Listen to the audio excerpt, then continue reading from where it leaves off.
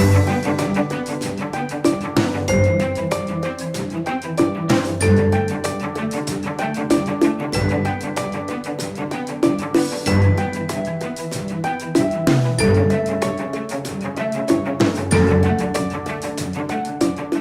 Dr. Boda, you're a specialist on democracy and especially on the Hungarian context.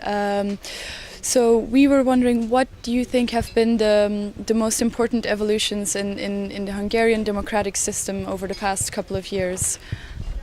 Oh, such a huge question. Well, there is a general idea that the Hungarian democracy, recently it was established in 1990, and for 8 years it was in an initial phase. But after there was a kind of maturation. So we all, political scientists, we all thought that no, it's a working democracy. You know, every 4 years there are elections. And sometimes it's the left, sometimes the right which is winning. We had two big parties in both sides, and we thought that that's it. We are a normal democracy. But after 2006, a lot of things has changed. Hungary just found itself in a deep political crisis. Partly it was political because the governing Socialist Party got into a series of corruption and the honesty was questioned of the prime minister, whether he was lying or not. I mean, he admitted that he was lying, etc. Plus, we had the economic crisis of 2008, 7, 8, 9, which hit hard Hungary, partly because of the bad governance in the previous years. So since that period, political scientists say that somehow Hungary got into a crisis. And this crisis led to the emergence of a new system in 2010, because unprecedentedly, I mean, it's not wholly unprecedented, but almost unprecedentedly, one party got the two-third majority in the parliament, and they had the mandate, the legal mandate at least, to change the constitutional system, the polity, and so on. And since then, unfortunately, a lot of negative, I would say, not from a political science perspective, but from a citizen's perspective, that the quality of democracy has been deteriorating. It has been already before. The crisis itself was a kind of worsening of the democratic quality, but every indicator shows that the democratic quality has deteriorated in the past few years. So, and not necessarily in legal terms. Also, although there are a number of questionable laws, the media law, which got some criticism from the European Union as well, etc., which as legal regulations were quite problematic. But more in the practice, because democracy is not just a set of institutions, it's a kind of practice, it's a culture, it's a set of norms, behavior, what leaders dare to do or what they are willing to do, what people can or want to do, how they react, etc.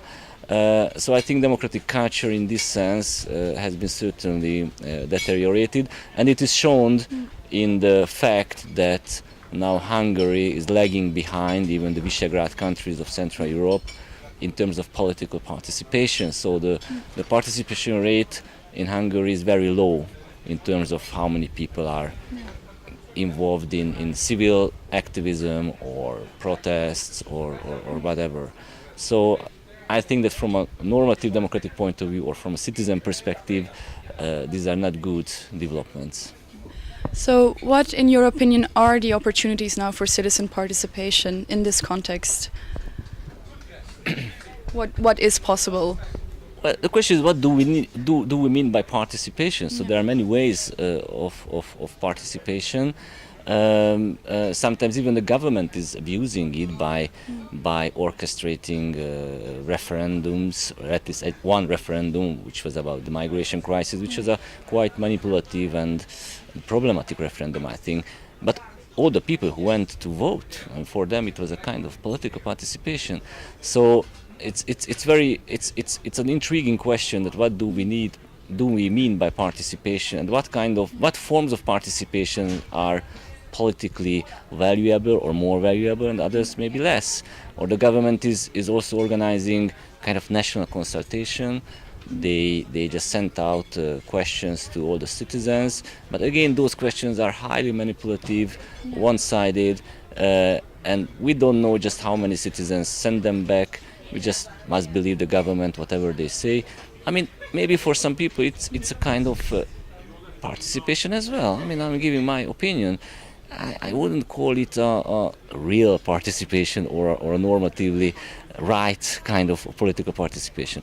On the other hand, just recently, in the past few months, we've been witnessing several examples of citizen participation. For instance, a large number of protests and manifestations have been organized in Budapest and elsewhere in the country, protesting against some government decisions. So I think that this possibility is still there. Or give another example, a new movement which was absolutely unknown for everybody. They just initiated a referendum about the very controversial Olympic Games that Hungary wanted to apply for, and they gathered a large number of signatures, which would make actually the referendum obligatory for the government. But the government just withdrew this application, so the whole issue just now is taken away from the political agenda. But I mean, this movement, young people were there, and all of a sudden, out of nothing, in a couple of months, they were able to gather like 300,000 signatures, and now they are measured in surveys. So in a sense, Hungary, of course, is still a democracy. So we have, even despite controversial decisions of the government, there are ways to get organized. Whether this will change politics or what we will see next year in the elections, this is another question, of course. Yeah. You are also a professor. What is your opinion on the current back and forth between the European Union and the Hungarian government on the law that would regulate the universities and foreign funding? Well, this is an issue which provoked really wide outrage in Hungary as well. I mean, internationally as well. But even Hungary intellectuals of both political sides, I would say, almost unanimously said that this is unacceptable.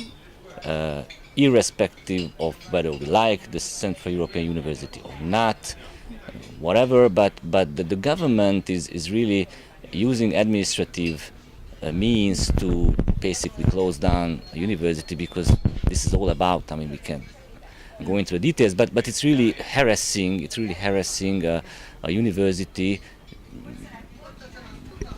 with no real legitimate problems behind. I mean, this is really outrageous, and even the Hungarian Academy spoke up. A lot of intellectuals, a lot of universities just spoke up. So actually, this created a consensus, I would say, and it's very interesting. I just saw some statistics that among the supporters of the governing party, those with diploma just halved in the past 8 months. So I think that these issues, this campaign against George Soros, which is a kind of witch hunting, which is becoming witch hunting, this very controversial decision about the Central European University and other issues are alienating a lot of people, especially urban and highly educated or more educated people from the government and the governing party.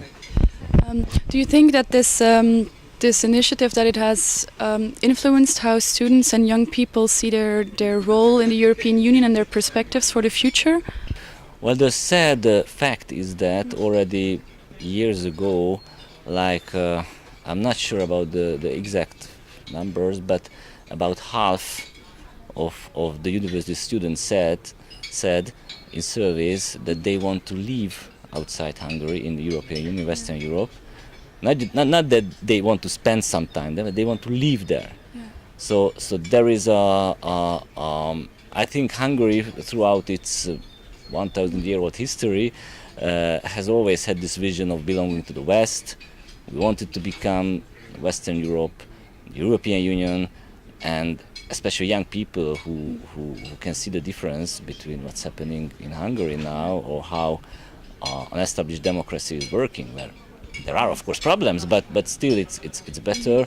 Also in economic terms, of course, so there are some financial existential problems also behind, but a lot of youngsters already would like, at least would like or have the intention to leave Hungary. So I'm sure that this law just reinforces this kind of attitudes for sure. So I am not very optimistic in this sense. So the higher education is not a priority for this government, and a lot of young people is just feeling this. Then one last question: how can organizations like Democracy International and international NGOs help the Hungarian civil society? What are roles for cooperation? What are venues for cooperation, in your opinion? I think there are a lot of possibilities, of course. The most important one. There are always a lot of possibilities for cooperation. It's good to learn from Western Europe, but in this situation, I think that it is also very valuable that Western civil society are providing resources, all kind of resources, also financial, but also knowledge and other kind of skills to Hungarian civil society. So I think that facts show that in Europe, the European model of civil society is that the government, the state, is helping civil society to flourish. I like in the US where it's absolutely autonomous, but here in Europe, in all countries, they got some subsidies. In Hungary, these kind of subsidies were curtailed. Yeah. Now they are under political control, and those NGOs or civil society organizations which are critical to the government, like anti-corruption or human rights NGOs, or which has some policy capacities and they are able to reach out to media, etc. They are certainly under pressure. Maybe you have heard about the Norwegian fund issue, where again it was a witch hunting, again a number of civil society organizations, and today as part of this campaign against George Soros, which is also providing funds not only to the university, the Central European University, but also civil society. I mean, these NGOs are again under growing pressure. So I think it's important to feel the solidarity, to have the assistance of other European civil society organizations. Okay, thank you very much. Thank you. Okay.